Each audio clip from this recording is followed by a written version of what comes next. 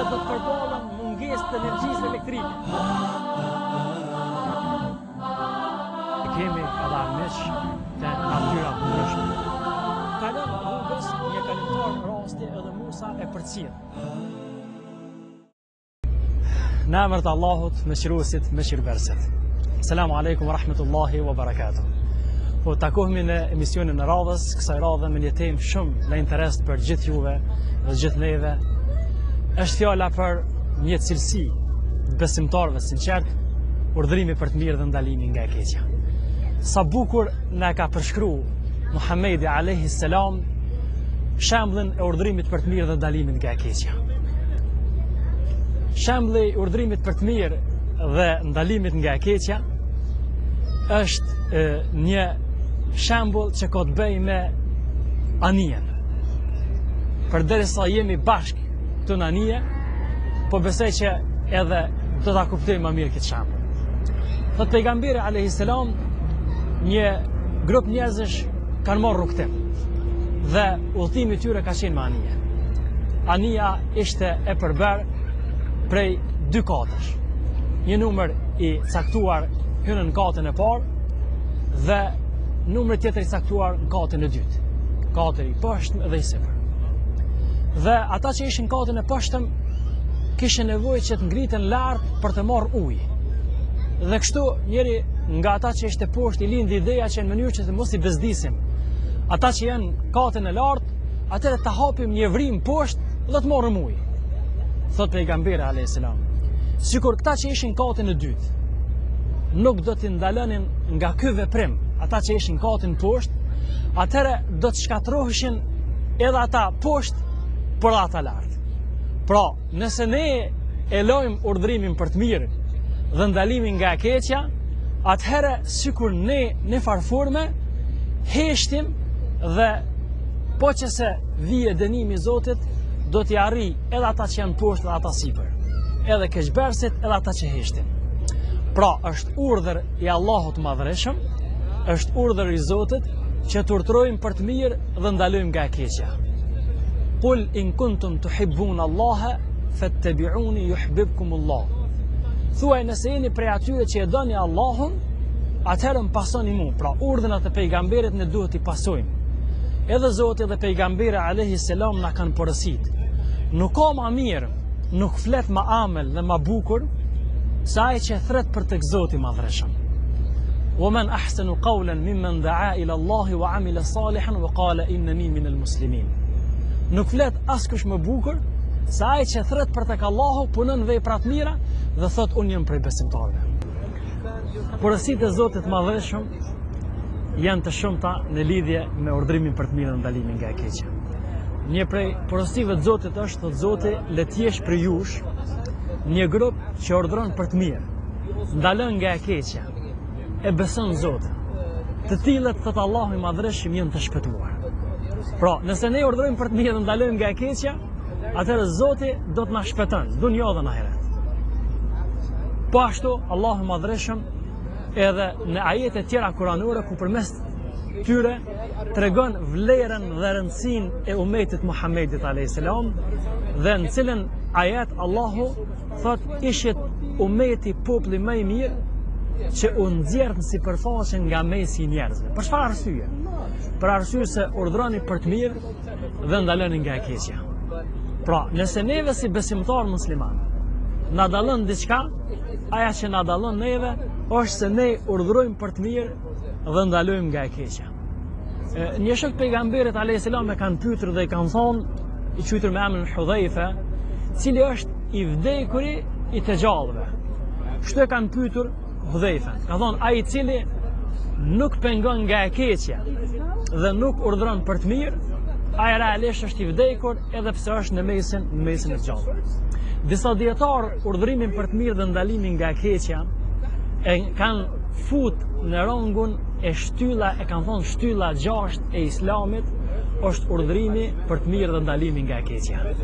Pra, shtylla 6 e Islamit është urdhrimi për të mirë dhe ndalimi nga e keqja. Është cilësi të mirat e urdhrimit për të mirë dhe ndalimin nga të keqja janë shumëta. Ne do të mundohemi që shkurtimisht i përmendim. Është misioni pejgamberëve ka qenë ky, që ta përmirësojnë gjendjen e njerëzve. Po ashtu është cilësia e besimtarëve. Nëse e lexojmë Kur'anin shohim që Allahu xhaleshanuhu e ka vendosur cilësitë e besimtarëve sepse ata urdhrojnë për të mirë dhe ndalojnë nga e keqja. Po jo vetëm e besimtarëve, po edhe njerëzve të mirë. Përgjithësi është cilësia e tyre është urdhrimi për të mirë dhe ndalimi nga e keqja. Pastaj kur ne urdhrojmë për të mirë dhe ndalojmë nga e keqja, një prej fryteve është se Zoti e dërgon ndihmën tek një popull besimtar musliman, tek ata njerëz që urdhrojnë për të mirë dhe ndalojnë nga e keqja. Pastaj vlera dhe rëndësia jashtëzakonshme e këtij misioni është se kur na ftojmë dikë në një vepër të mirë, e urdhrojmë për të mirë, e ndalojmë nga e keqja, me urtësi, atëherë pejgamberi sa ka thonë kush fton tek një e mirë, e ka sevapin dhe shpërblimin e atij që e pason, pa ja mungu domethënë të parit. Domethënë sevapin dhe shpërblimin e njëjtë sikur se ai që e vepron. Prej shkaqeve, shlyrjes gjunaheve dhe të mëkateve është urdhrimi për të mirë dhe ndalimi nga e keqja. Nëse dojmë që Zoti më na fal, më na mëshiru, më na i fal gjunahet, është për vepra të mira, mesin e agjërimit, namazit e kështu me radhë, është edhe urdhrimi për të mirë dhe ndalimi nga e keqja. Nëse ne urdhrojmë për të mirë dhe ndalojmë nga e keqja, atëherë gjithçka që është e mirë në jetën tonë ne vënaj. Por nëse ndodhe kundërta, që ne nuk urdhrojmë për të mirë dhe nuk ndalojmë nga e keqja, atëherë është keq, është fatkeqësia, mund të vinë si rezultat i kësaj fatkeqësi ndryshme. Njëra prej tyre që mund vijë është që mund hub bereqetin në jetën tonë. E dyta, mund të vijë dënimi i Allahut mëdhërshëm.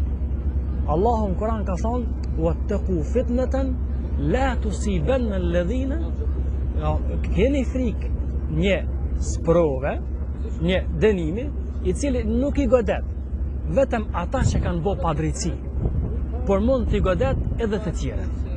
Pra e jonja është që kemi kujdes të urdhrojmë për të mirë dhe ndalojmë nga e keqja. Një rast interesant kohën e pejgamberit sallallahu alaihi wasallam, pejgamberi tregon një rast, thotë Allahu xhallashanuhu e ka dërguar Xhibrilin me laçet me dënu filan dhe banime, cilët kishin bërë vepra të këqija. U shkojnë me laçet Xhibrilin mesin e tyre për me dënu këtë vend banim, cilët e kishin shkel urdhnat e Zotit, nuk ishin bin ligjit të Zotit. Atëherë me laçet e shohin një ibadetxhi, një adhurues të madh, i cili ishte në mesin e jetonte në atë vendbanim. Dhe kthehen te Zoti, thonë: "O Zot, po në mesin e atyre njerëzve është një njeri i mirë, i cili të adhuron ty." Atëherë Allahu xhallashanuhu thot me laçen: "Shkoni dhe prej tij filloni dënimit." Subhanallahu. Nëse ne nuk urdhrojmë për të mirë dhe nuk ndalojmë nga e keqja, atëherë padyshim se është rrezik shumë i madh që më na mri dënimi i Allahut xhallashanuhu. Kur Zoti po thot urdhrojmë për të mirë dhe ndalojmë nga e keqja dhe e besojnë Zotin, te ky ajet është shumë interesant. Disa dietarë e kanë dhënë një koment shumë interesant, kanë thonë sikur që Zoti po don më na thonë, a dim që besimi është numër 9 në fenë tonë islame.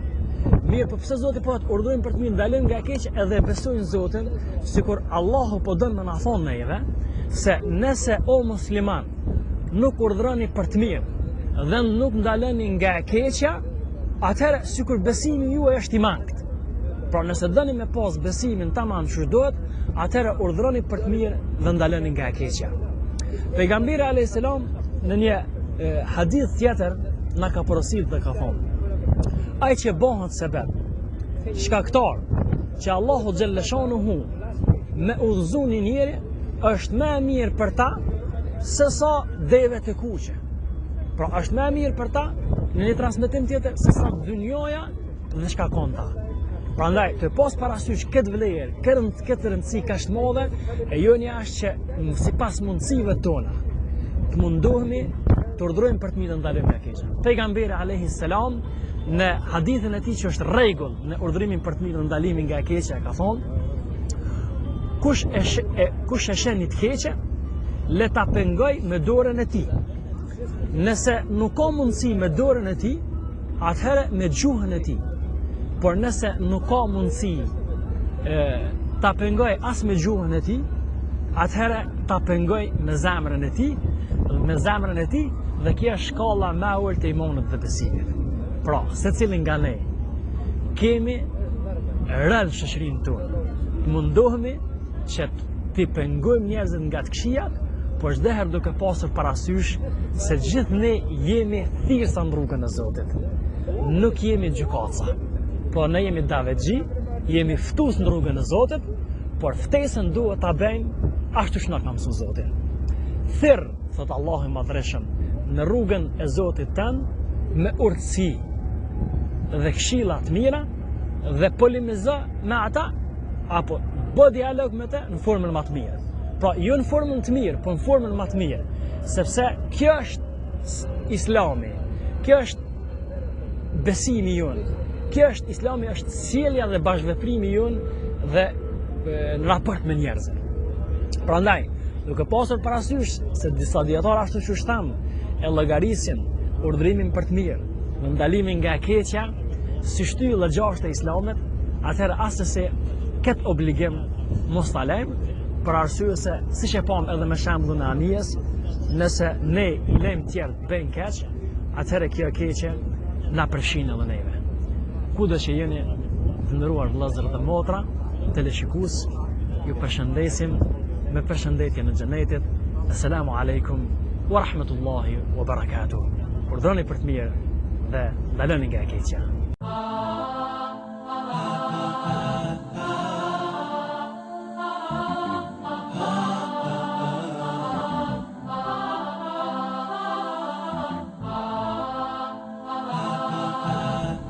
Dhe do të përballen mungesë të energjisë elektrike.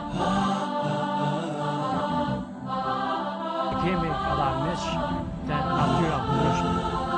Kalon rrugës një kalimtar rasti edhe Musa e përcjell.